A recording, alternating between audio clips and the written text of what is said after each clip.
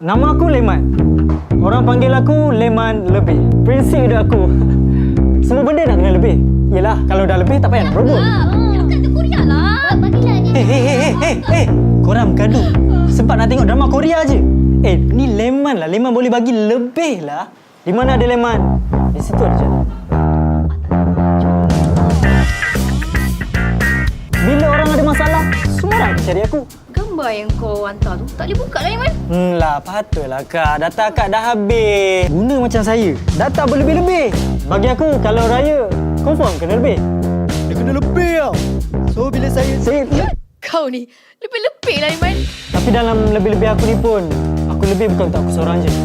Lebih banyak kita memberi, lebih banyak kita dapat.